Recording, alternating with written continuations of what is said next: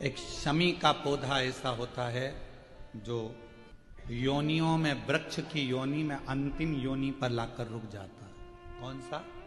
शमी। इसलिए पंचदशमी पंच शनि पूजन की महत्वता होती है। क्यों कहा जाता है कि अगर कोई आपको ज्यादा परेशान कर रहा है, बहुत टेंशन दे रहा है, बहुत ज्यादा अगर वो इतना हताश हो गए कि आपने सोच लिया अब तो मर जाऊं तो अच्छा है, इसका नाम लिख जाऊं, ये सब चीज करने से अच्छा है पांच दशमी। दशमी जानते हो? पांच दशमी, कोई सी भी पांच दशमी आप चुन लीजिए, परंतु वो दशमी अमावस्या के पहले वाली नहीं होना चाहिए, वो पूर्णिमा के पहले वाली दशमी।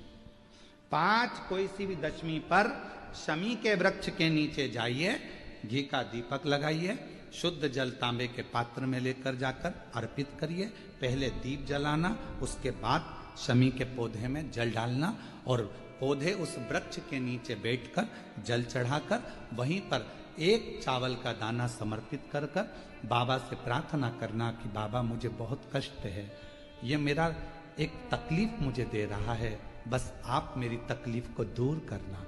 शिव की ऐसी कृपा होगी। पांच शमी पूजन, जब विजय दशमी के भाव से दशमी आपके यहाँ पर भी पूजन होती है, विजयदशमी पे हमारे यहाँ शमी के पत्र की बड़ी पूजन का महत्व है। पांच दशमी पांच शमी पूजन कर ली जाती है तो जो भी आपका द्रोही होता है वो आपसे दूर हो जाता है या आपसे स्नेह कर कर आपके करीब आ जाता है। ये शमी पूजन वृक्ष योनि के अंतिम योनि का पूजन। सारे वृक्षों पर पत्थर पड़ जाते हैं पर शमी के पौधे पर पत्थर किस लिए हम मारेंगे? कौन मारेगा? उसमें तो कांटे लगे रहते हैं, कौन मारेगा उसको? क्या कांटा झड़ाएगा? किसी किसी शिव मंदिर में थोड़ा ध्यान देंगे, किसी किसी के घर में ऐसी जो जलाधारी होती है ना, ये जलाधारी नीचे का हिस्सा समझना जरा अच्छे से, जलाधारी होती है, शिवलिंग अलग से होता है। किसी किसी के यहां ऐसा होता है, किसी किसी के यहां इस जलाधारी में ही शंकर भगवान एकदम फिट होते हैं, जलाधारी के साथ में शिवलिंग फिट होता है। और किसी किसी की यहां पर जलाधारी होती है तो शिवलिंग उठ जाता है, रख दिया जाता है, साफ कर कर वापिस शिवलिंग को रख दिया जाता है या स्नान कराया जाता है तो शिवलिंग रखा जाता है। अब कई लोगों के मन में एक प्रश्न आ जाता है कि गुरुजी हमारे यहाँ जो शिवलिंग है, हमारे यहाँ जो शिवपिंडी है, हमारे यहाँ जो शंकर जी की पूजन करते हैं उसमें जलाधारी अलग है, शिवलिंग अलग है, तो क्या मंदिर में भी कई मंदिरों में ऐसा होता है कि जलाधारी होती है, शिवलिंग अलग से होता है, स्नान कराओ, पूजन करो, आराधना करो, नीचे उसमें जल भर जाता है, दही दूध भर जाता है तो लोग उसे साफ कर देते हैं। इसका महत्व क्या है?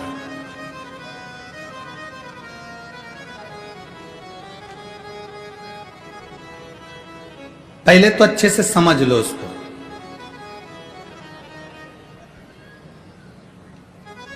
चाहे तुम्हारे घर में पूरा शिवलिंग बना बनाया हो वो भी श्रेष्ठ है, चाहे तुम्हारे मंदिर में घर में जलाधारी अलग हो और शिवलिंग अलग से रखा हुआ हो वो भी श्रेष्ठ है।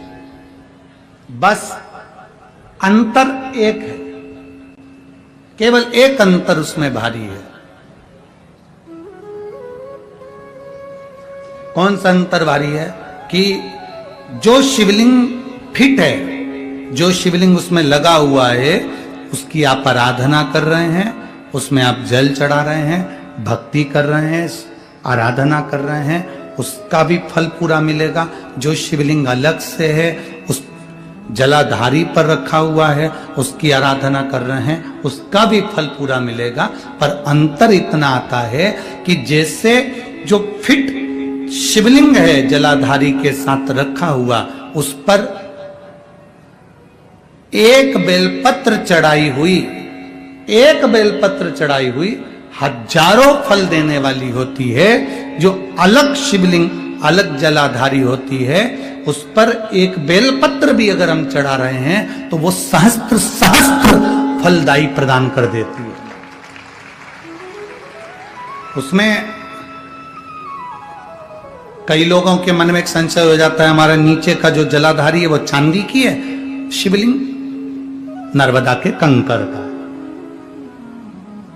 कई बार किसी के मन में आ जाता है कि हमारे यहाँ जलाधारी अलग है पीतल की, शिवलिंग हमारे यहाँ कांच का है, स्फटिक का है, पारद का है या पाषाण का है, तो क्या फल देगा कि नहीं देगा? क्यों नहीं देगा?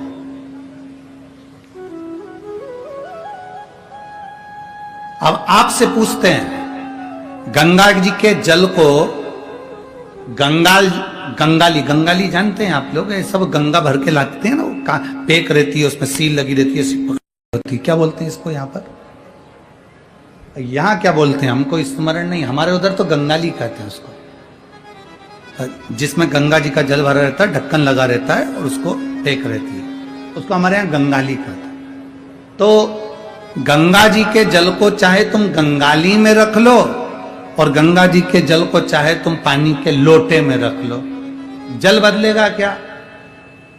क्या कहलाएगा वो? गंगा का जल ही कहलाएगा। उसी तरह शिवलिंग चाहे फिट वाला हो, चाहे वैसे ही आप आराधना करने वाले हो, उसका फल समाप्त नहीं होता, वो फल देता ही है। आप कितना सुंदर वर्णन करा। एक बार बाले ने गुरु नानक देव जी से प्रश्न किया,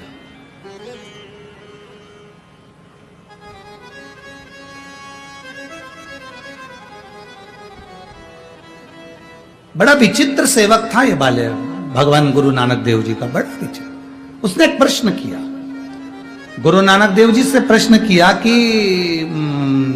गुरुवर आपसे एक प्रश्न है, क्या मेरा रोज गुरुद्वारे जाना जरूरी है? क्या मेरा रोज मंदिर जाना जरूरी है? क्या मेरा रोज परमात्मा की चौखट पर जाना जरूरी है? गुरु नानक देव जी ने कहा, बाले अपने घर में बैठकर भी अगर तू जिस ज्योतिर्लिंग का स्मरण करता है या गुरुद्वारे का स्मरण करता है या गुरु का स्मरण करता है, तू वहां तक नहीं भी पहुंचा, तेरा दिल भी अगर वहां तक पहुंच गया तो समझ लेना कि तू गुरुद्वारे तक, तू मंदिर तक पहुंच गया।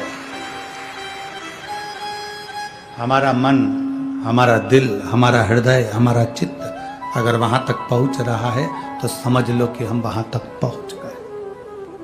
आप में से कई लोग ऐसे बैठे हैं जो कथा में तो आ जाते हैं पर दिल ही नहीं लग पाता भगवान की कथा। बोलो सही है कि गलत है? कई लोग ऐसे होंगे जिनका मन भी कथा में नहीं लग पाता। कथा में बैठे हैं, तैयार होकर आए, पानी की बोतल भी लाए, खाने पीने का सामान भी लाए, चली थी तो 2 रुमाल भी लेके चली है, रुमाल में सुपारी भी बांध के लाई है, ऐसे ही नहीं आई है।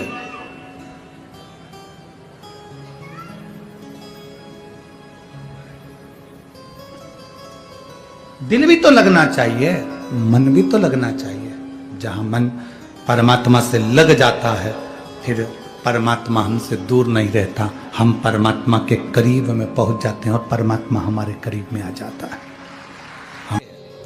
कोई देवता, कोई देवी, कोई अनुष्ठान बिना शिव के पूर्ण नहीं हो सकता।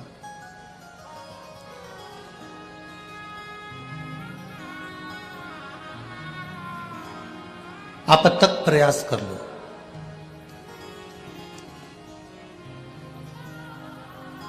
रामचरितमानस में वर्णन आता है कि राम जी को प्राप्त करने का साधन ही शिव है।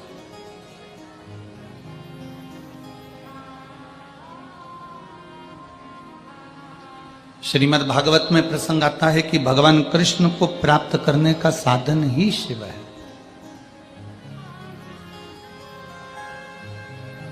बिना शिव के राम नहीं मिल सकते, बिना शिव के भगवान कृष्ण नहीं मिल सकते, बिना शिव के देवी नहीं मिल सकती, बिना शिव के दत्त नहीं मिल सकते, बिना शिव के आपको कोई जिसका तुम भजन कर रहे हो, जिसका तुम स्मरण कर रहे हो, वो बिना शिव के मिल ही नहीं सकता, वो मिलेगा ही नहीं।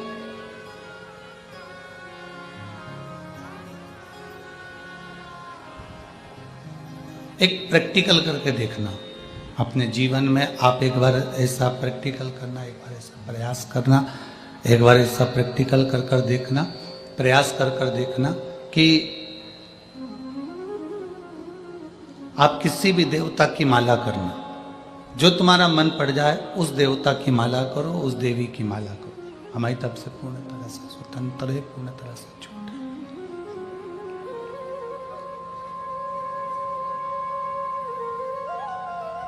आप किसी भी देवता की माला करो, किसी भी देवी की माला करो, एक लोटा जल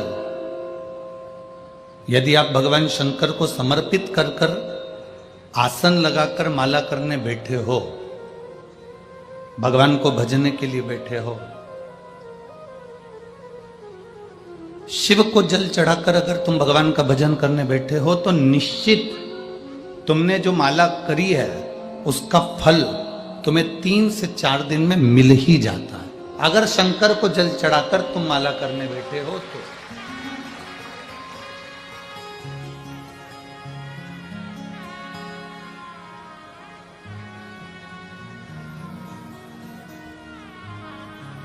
शिव को जल चढ़ाकर यदि तुम भगवत भजन करने बैठे हो तो उसका फल मिल ही जाता है। आप में से कितने लोग हैं जिन्होंने रामायण पढ़ी है या सुनी है? सबने पढ़ी है ना? रखो हाथ। कभी तो पढ़ी होगी, कभी तो सुनी होगी, कभी तो स्मरण किया होगा। अगर आपने रामायण पढ़ी है, सुनी है, देखी है, तो उसमें सबसे पहले जो चरित्र आता है रामचरितमानस में, सारे चरित्र बाद में आते हैं, सबसे पहले चरित्र आता है भगवान शंकर का।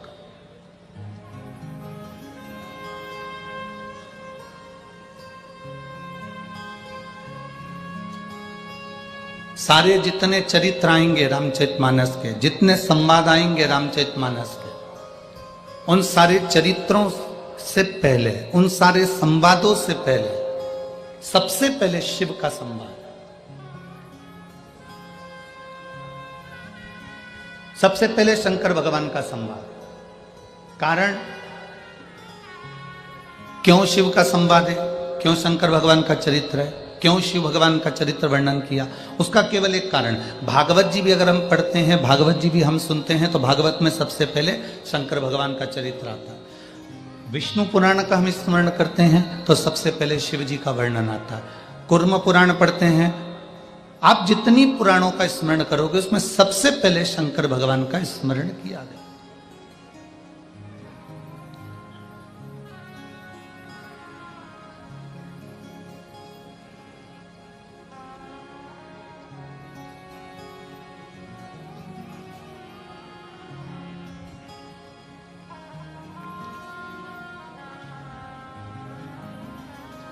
महाराष्ट्र की भूमि पर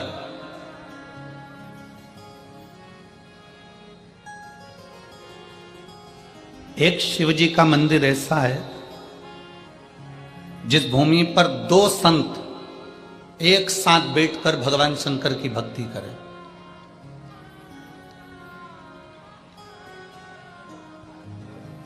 महाराष्ट्र की पवित्र भूमि पर एक शंकर का मंदिर ऐसा है जहां राष्ट्र के 2 अनमोल हीरे, अनमोल संत, राष्ट्र के रतन, जिन्होंने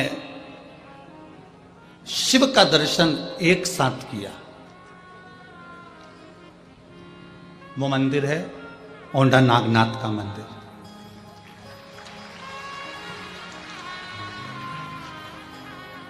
औंढा नागनाथ के मंदिर में जब नामदेव जी महाराज भजन करने के लिए अंदर गए और वहां के पुजारी ब्राह्मण जन ने उन नामदेव जी महाराज को नृत्य करते हुए देखकर क्रोधित हो गए और उनको उठाकर मंदिर के पीछे फेंक दिया। गुरु नानक देव वहां से आ रहे थे और गुरु नानक देव जी अपनी मस्ती में मस्त संत होता ही है ये, भगवान की भक्ति में इतना मस्त रहता है कि उसको दूसरे से कोई मतलब ही नहीं रहता। गुरु नानक देव जी आ रहे थे और गुरु नानक देव जी स्तुप्त होकर खड़े हो गए उस ओंडा नागनाथ के मंदिर के दरवाजे पर।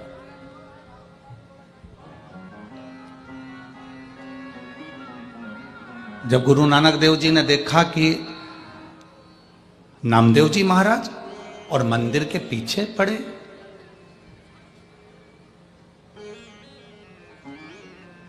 नामदेव जी महाराज का बहुत सारा समय पंजाब की धरा पर निकला था।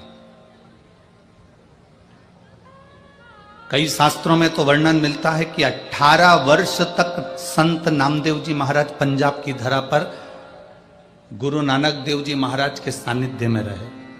हमारे शास्त्र वर्णन करते हैं।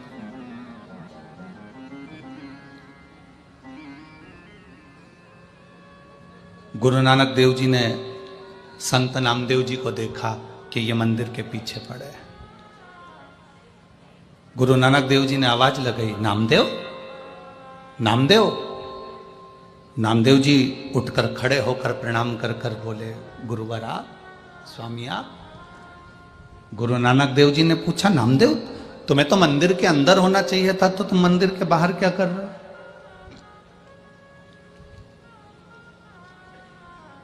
ये मंदिर के बाहर तुम्हारा क्या काम है? नामदेव जी ने कहा कि मैं भगवान की भक्ति कर रहा था, भजन कर रहा था, कीर्तन कर रहा था, मंत्र जाप कर रहा था, स्मरण कर रहा था और मेरे सुध नहीं रही तो मैं नृत्य करने लगा, मुझे मंदिर के बाहर फेंक दिया गया। गुरु नानक देव जी ने कहा, नामदेव एक बार मैंने तुझे कहा था, दुनिया में ऐसी कोई जगह नहीं जहां पर ईश्वर नहीं, परमात्मा नहीं। हर एक में रब समाया, हर एक में रब का वासा है। नामदेव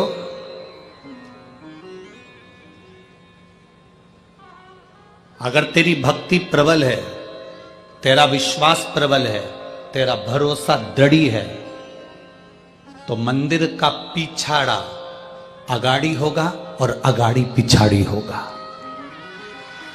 मंदिर का जो पीछे का हिस्सा है वो आगे हो जाएगा और आगे का हिस्सा पीछे। अगर तेरा विश्वास पक्का है, तेरा भरोसा पक्का है, तेरी दृढ़ता पक्की है, तो ये होकर ही रहेगा। सब कुछ विश्वास कर। ये जायसवाल परिवार में कथा हो रही है। श्री राजकुमार जी जायसवाल इस कथा को लिए हैं। कलयुग में कथा करवाना बहुत कठिन विषय है, बहुत कठिन।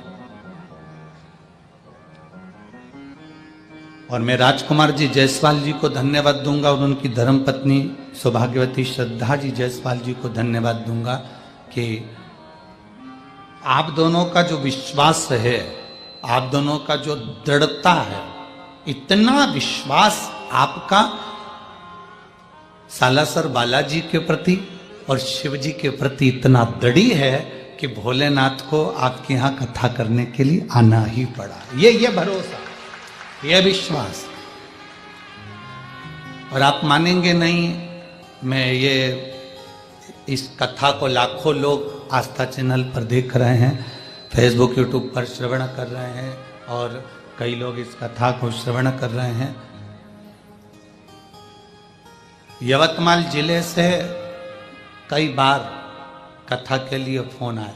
हमने एक ही बात उन लोगों को कही कि भाई ये कथा तो बनी में चली गई है, और वो भी यवतमाल जिले के अंतर्गत, वो भी यवतमाल जिले के अंतर्गत ही आती है। तो कथा तो कहीं, कथा तो जिले के अंदर ही हो रही है। उस कथा का लाभ आप सब लो। पर मुख्य एक ही बात कहने में आती है कि कहीं पूर्वजों का भाग्य प्रबल होगा, कहीं तुम्हारे माता पिता का भाग्य प्रबल होगा, कहीं उनका पुण्य भाग्य प्रबल होगा, और आप लोगों के पुण्य की गुल्लक भराई होगी, तब जाकर ये शिव महापुराण की कथा बननी में आई होगी। ये प्रभु कृपा।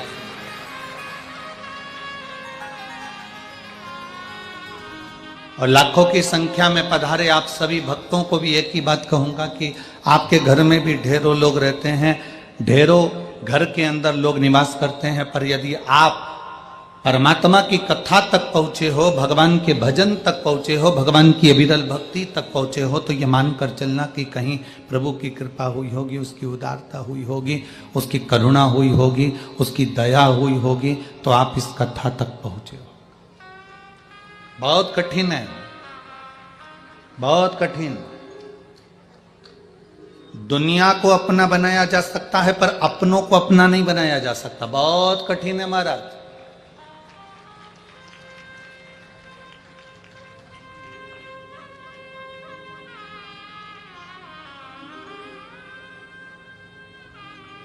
कलयुग में 3 चीजें थीं। कलिकाल में 3 चीजें परमात्मा ने दी थी। पहले नंबर पर दिया था कायदा, दूसरे नंबर पर दिया था वायदा। वायदा मतलब जानते हो, वादा। और तीसरे नंबर पर कलयुग में दिया था फायदा। परमात्मा ने 3 चीजें मनुष्य को दी थी कलिकाल में। पहले नंबर पर कायदा, दूसरे नंबर पर वायदा, तीसरे नंबर पर फायदा। अब 2 चीजें कलयुग से चली गई। पहले नंबर का कायदा, ना बड़ों का, ना छोटे का, ना नीचों का, ना ऊंचे का, ना किसी का, ना किसी का। कोई बड़ा, कोई छोटा, कोई कैसा, कोई कैसा, किसी का कोई कायदा नहीं करता। दूसरे नंबर पर वादा। आज के कलिकाल में कोई वादा नहीं है। कोई तुमसे 10,000 रुपये लेकर चले जाए, तुम वो कह देगा कि हम 15 दिन बाद दे देंगे। कोई वादा नहीं है महाराज। कलयुग में 3 चीजें थी, कायदा, वायदा और फायदा। कलिकाल में से 2 चीजें चली गई। पहले नंबर पर कायदा चले गया, दूसरे नंबर पर वायदा चले गया। कलयुग में केवल एक चीज रह गई, फायदा। आज का व्यक्ति ऐसा हो गया, उसका फायदा काय में है, बस वो देखता है और उसी के पास जाता है जहां उसका फायदा होना हो।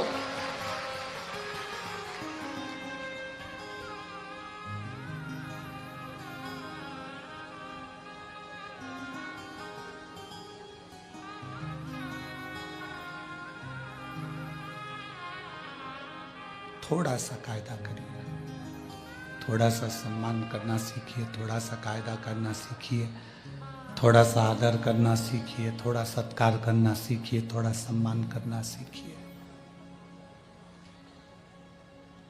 जो वादा किया है उसको निभाने का एक प्रयास करिए। जो वादा आपने किया उसको निभाने का प्रयास करिए।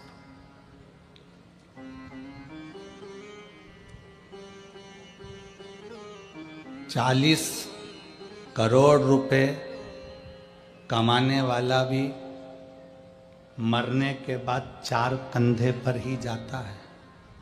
40 करोड़ के ढेर पर नहीं जाता। वनी में जाते हो तो बात दूसरी है। 40 करोड़ कमाने वाला भी 4 कंधे पर जाता है। 4 के सिवाय 5वां कंधा नहीं होता। 4 के सिवाय 5वां कंधा नहीं होता।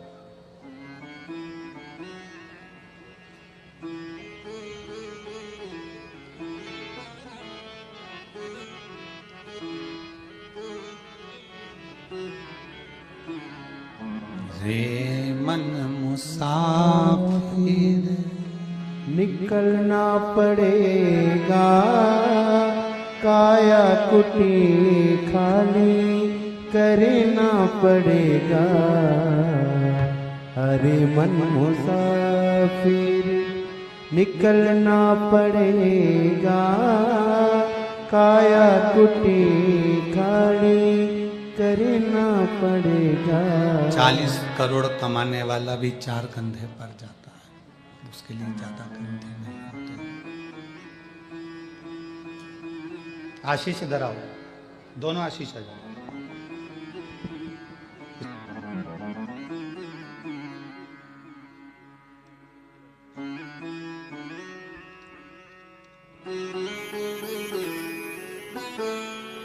काया कुटी खाली करे करना पड़ेगा। हर मन मुसाफिर निकलना पड़ेगा, काया कुटी गाड़ी करना पड़ेगा।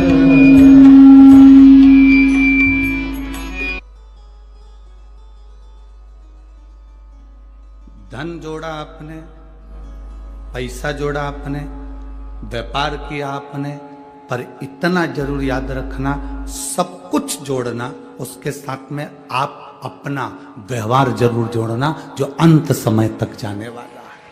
आपका व्यवहार,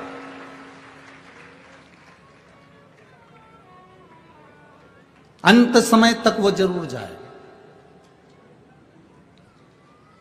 और यदि व्यवहार नहीं है तो वो नहीं जाने। शिवपुराण कहती है महाराज, भगवान शंकर का चरित्र कह रहा है, भगवान शिव की पवित्र कथा कर रही है। गुरु नानक देव जी नामदेव जी से कहते हैं कि भजन में अगर बल है तेरे, और मैंने तुझे कहा, नामदेव जी महाराज से कहते हैं, नामदेव मैंने तुमसे कहा, ई वे विठ्ठल ऊ वे विठ्ठल, विठ्ठल बिना बहु पार नहीं। हर जगह पर पांडुरंगा विठ्ठल विराजमान है, कण कण में परमात्मा विराजमान है। इसको ढूंढने की जरूरत नहीं है। सुनो नामदेव, तुम जहां बैठकर भगवान का भजन करोगे, वहां पर हरि विठ्ठल पांडुरंगा तुम्हारे सामने होगा, भजो।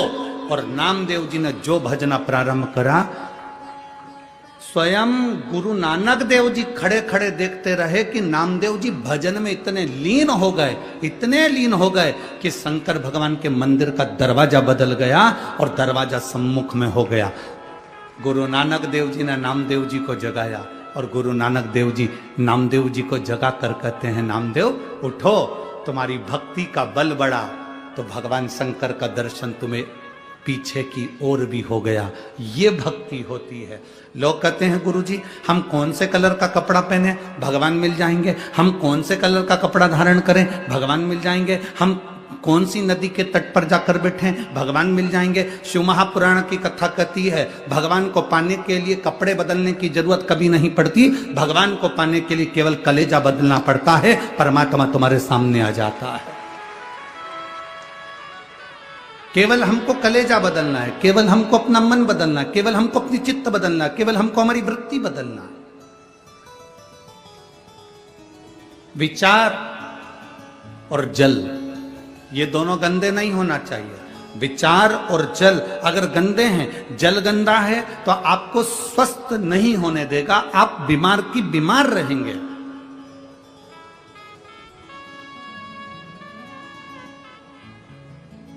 जल गंदा है तो शरीर बीमार कर देगा, शरीर गंदा कर देगा। और अगर विचार गंदे हैं तो वो मन गंदा कर देगा, आपकी सोच गंदी कर देगा। श्रेष्ठता पाइए, श्रेष्ठता। कितना सुंदर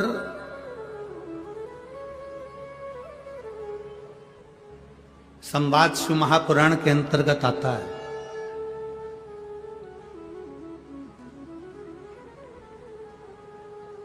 सती मैया का विवाह भगवान शिव जी के साथ में हो रहा है। माता सती भगवान शंकर जी के साथ में ब्याह रही है।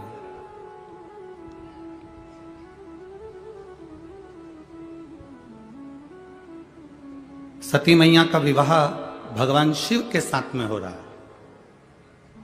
सती मैया भगवान शंकर को अधिक प्रेम करती है, बहुत प्रेम।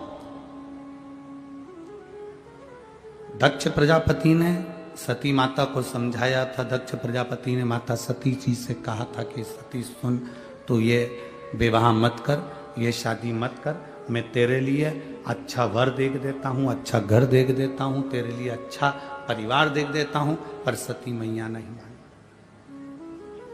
मुझे विवाह करना है तो केवल शिव से करना है और किसी से।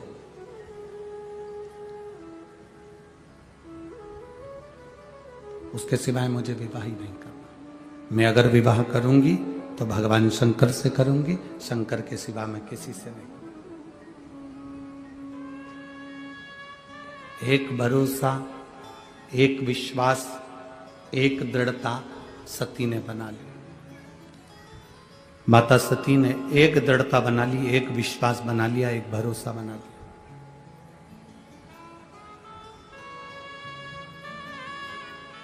अगर मैं विवाह करूंगी तो केवल शिव से। अब शंकर भगवान कहां रहते हैं? कैलाश पर। शिव जी कहां निवास कर रहे हैं? शमशान में। शिव जी कहां रह रहे हैं? पर्वत के ऊपर। सती मैया कहां रह रही है? राजा दक्ष प्रजापति के घर में, जहां करोड़ों की संपदा है, वैभव है, धन है, संपदा है, सत्ता है, सब कुछ है। दक्ष प्रजापति की यहां कोई कमी नहीं।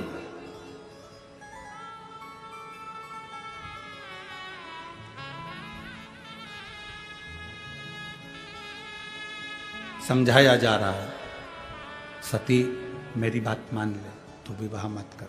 सती मेरी बात मान ले तो शिव से विवाह मत कर, तू और किसी से विवाह कर लेगी मैं चल जाएगा। कोई धनपति, कोई वैभवपति, कोई सत्तापति, कोई हम ऐसा ढूंढ लेते हैं जिसके साथ में सती तुम विवाह कर लो। सती तुम विवाह कर लो, हम ढूंढ लेते। सती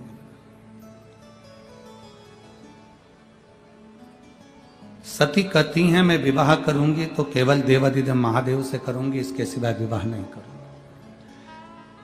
दक्ष प्रजापति ने भगवान शंकर को बुलाकर एक बात बड़ी सुंदर कही, और एक एक लड़के की बुद्धि में यह बात बैठना चाहिए जो शंकर भगवान ने दक्ष प्रजापति से कही। पहले दक्ष की बात सुन लेना, उसके बाद शंकर जी की बात सुन लेना। विवाह करने वाला लड़का, विवाह करने वाला वर, उसके मुख पर शिव महापुराण का यह संवाद अब उसकी जिह्वा पर होना चाहिए।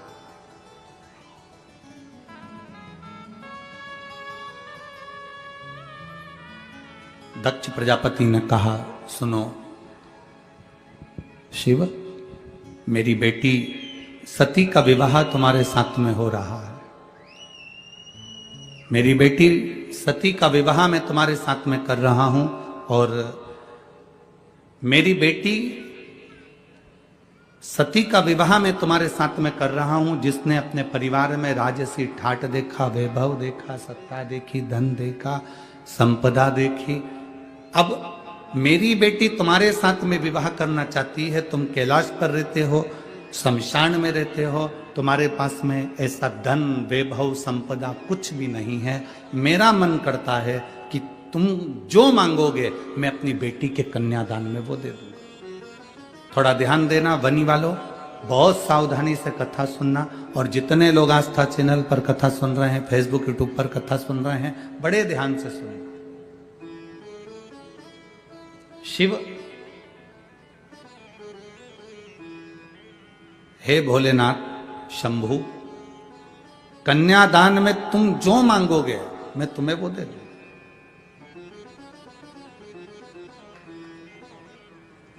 आज मेरी बेटी ब्याह रही है, तुम्हें जो चाहिए मांगो।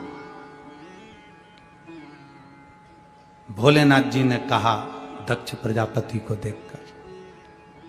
दक्ष प्रजापति को जब देखा तो देखकर भगवान शिव ने, भगवान शंकर ने, ओघड़दानी ने, त्रिकालदर्शी ने, कैलाशी ने, अविनाशी भगवान शिव ने देखा, और भगवान शंकर ने देखते ही दक्ष प्रजापति के हाथ जोड़ते हुए, क्योंकि ये सती के पिता हैं, मेरे ससुर हैं,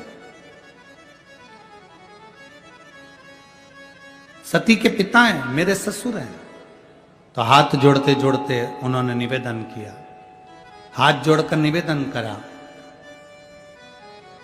दक्ष प्रजापति से, ससुर जी, पिताजी, मैं आपकी बेटी की मांग में जो सिंदूर भरूंगा, बस वो सिंदूर भरी हुई बेटी मुझे कन्यादान में दे देना, और वही इतना वर जरूर देना कि सिंदूर जो उसकी मांग में भरा गया है वो सिंदूर मांग में भरी हुई बेटी आज डोली में बैठ रही है, और ये वर देना कि वो मांग में सिंदूर भरी हुई बेटी एक दिन अंतिम समय पर अर्थी में परिलेटी।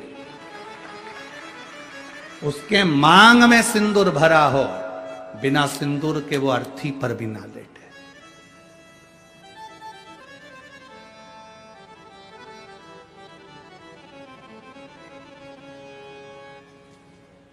शक्तिपीठ गए हैं?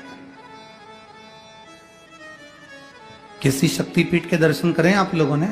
हाथ तो उठाओ जरा। 52-51 जितनी शक्तिपीठों का स्मरण हमारे शास्त्रों में आता है, उन शक्तिपीठों में जाइएगा। उन शक्तिपीठों में माता पार्वती का स्थान नहीं है, उन शक्तिपीठों में माता सती का स्थान है। क्योंकि माता सती के प्राण छूट गए थे, शिवजी ने उनको कंधे पर धारण कर लिया था। भगवान विष्णु ने सुदर्शन चक्र भेजकर माता सती के शरीर के टुकड़े टुकड़े कर दिए थे। जितने टुकड़े होकर पृथ्वी पर गिरे वो सब शक्तिपीठ के रूप में निर्मित हो गए। और वहां आज भी माता सती के जहां अंग गिरे हैं, उन शक्तिपीठ पर आज भी तुम चुनरी चढ़ाओ ना चढ़ाओ, चूड़ी चढ़ाओ ना चढ़ाओ, उन शक्तिपीठ पर तुम हलवा पूड़ी चढ़ाओ ना चढ़ाओ, पर उन शक्तिपीठ का प्रमाण होता है कि उन पर आज भी सिंदूर और कुंकू जरूर चढ़ता है। उन शक्तिपीठ का निर्माण का सुख ही है ये। और किसी भी शक्तिपीठ पर जाओ, जितने तुम माता रानी के दर्शन करने के लिए जाओ, तुम चाहो जिस देवी के दर्शन करने के लिए जिस शक्तिपीठ पर चले जाओ, तुम्हारे को जिस शक्तिपीठ पर जाना है उस शक्तिपीठ पर जाओ। देवी का दर्शन करने के लिए, तुम माता रानी का दर्शन करने के लिए, तुम भवानी का दर्शन करने के लिए जिस शक्तिपीठ पर जाना चाहो उस शक्तिपीठ पर जाओ। वहां से कुछ लेकर आओ मत आओ, पर इतना जरूर याद रखना, कोई अगर शक्तिपीठ से आ रहा हो तो तुम्हारे मुख से निकलना चाहिए कि हमारे लिए प्रसाद भले मत लाना, पर वहां से थोड़ा सा सिंदूर कुंकू जरूर लेकर आना, रोली जरूर लेकर आना। वो हमारे लिए सौभाग्य का विषय है, वो हमारे लिए आनंद का विषय है।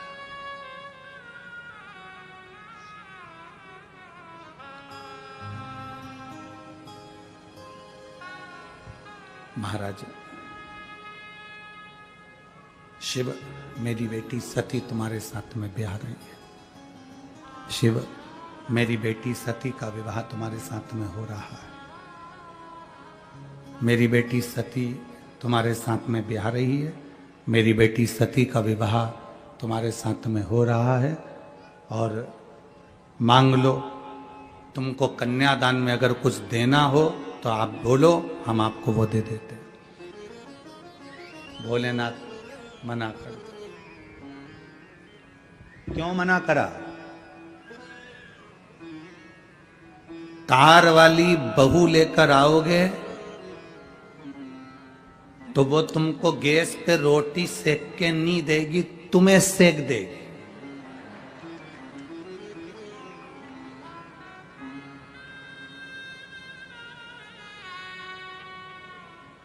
पर संस्कार वाली बहू लेकर आओगे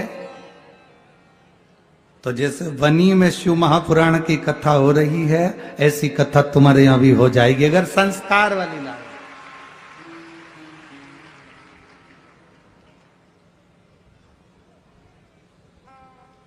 आज के जमाने में शादी नहीं होती, समझौता होता है। आज के जमाने में विवाह नहीं है, आज के जमाने में खरीदारी है। रिश्ता जहां होता है वहां पहले बात हो जाती है, 10 लाख का, 15 लाख का, 20 लाख का।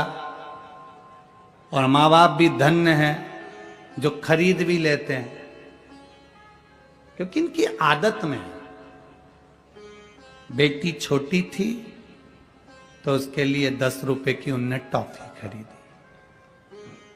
बेटी बड़ी हो गई, 10,000 की साइकिल खरीदी। बेटी और बड़ी हो गई तो 2-5 लाख की गाड़ी खरीद ली, 2-5 लाख रुपए की गाड़ी। बेटी और बड़ी हो गई तो उन्होंने सोचा अब क्या खरीदें, तो उन्होंने कहा लड़की की शादी करना है तो दूल्हा खरीद लो।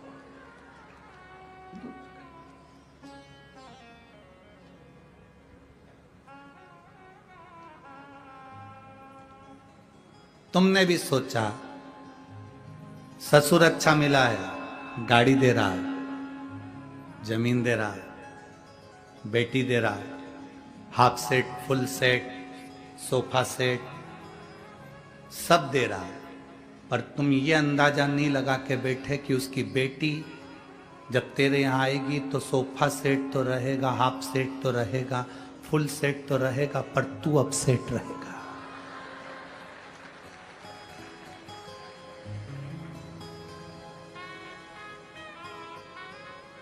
तुमने ये अंदाजा नहीं लगाया कि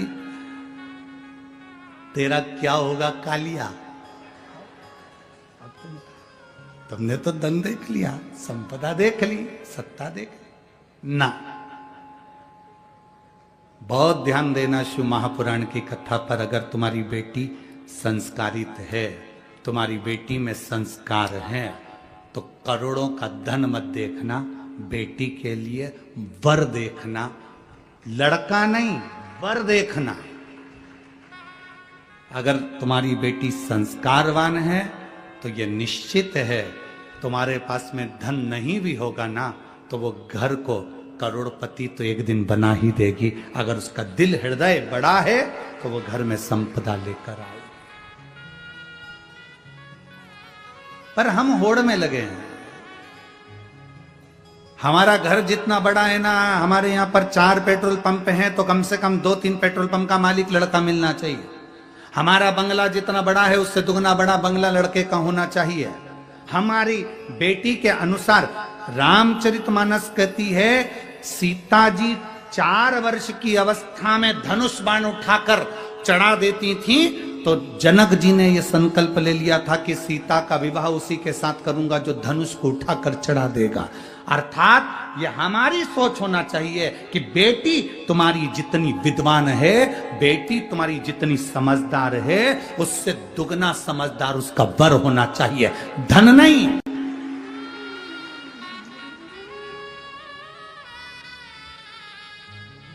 हम धन दुगना देखते हैं, हम संपदा दुगनी देखते हैं, हम पैसा दुगना देखते हैं, पर लड़का विवेक से दुगना नहीं देखते, बुद्धि से दुगना नहीं देखते कि हमारी बेटी के अनुकूल हो।